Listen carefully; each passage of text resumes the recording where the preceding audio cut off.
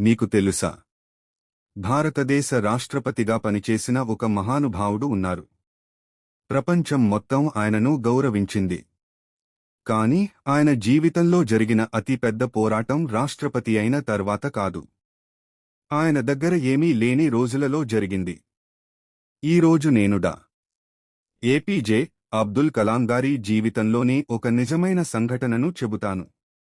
అది వింటే మీ జీవితాన్ని చూసే దృష్టికోణమే మారిపోవచ్చు. అందుకే ఈ వీడియోను చివరి వరకు తప్పకుండా చూడండి. డా. ఏపీజే అబ్దుల్ కలాం గారు చిన్నప్పుడు చాలా సాధారణ కుటుంబంలో పెరిగారు. ఉదయం వార్తాపత్రికలు పంపిణీ చేసి తర్వాత పాఠశాలకు వెళ్లేవారు. చాలామంది అనుకునేవారు, ఇంత కష్టపడి ఏమవుతుంది? కాని ఆయన తన పరిస్థితిని ఎప్పుడూ నిందించలేదు. ఆయన ఒక గొప్ప విషయాన్ని అర్థం చేసుకున్నారు. మనిషి భవిష్యత్తును నిర్ణయించేది అతని పుట్టుక కాదు, అతని నిర్ణయాలు. ఈరోజు చాలామంది అంటున్నారు, నా దగ్గర డబ్బు లేదు, నా అదృష్టం బాగోలేదు, నాకు అవకాశాలు లేవు.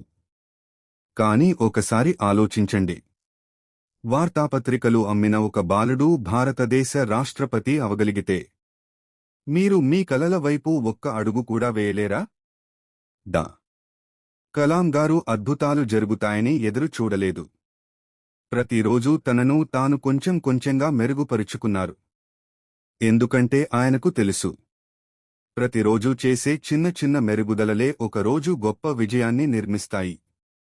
ఈరోజు ప్రపంచంలో అతిపెద్ద సమస్య డబ్బు కాదు. అతిపెద్ద సమస్య ఏమిటంటే, చాలామంది చాలా త్వరగా ఆశలు వదిలేస్తారు. ఒక్కసారి విఫలమైతే ఇది నా వల్ల కాదు అని అనుకుంటారు. కానీ డా. కలాం గారి జీవితం మనకు వేరే విషయాన్ని నేర్పుతుంది. ఓడిపోవడం సమస్య కాదు, ప్రయత్నాన్ని వదిలేయడమే నిజమైన ఓటమి. ఒకరోజు మనమందరం ఈ ప్రపంచాన్ని విడిచి వెళ్ళిపోతాం.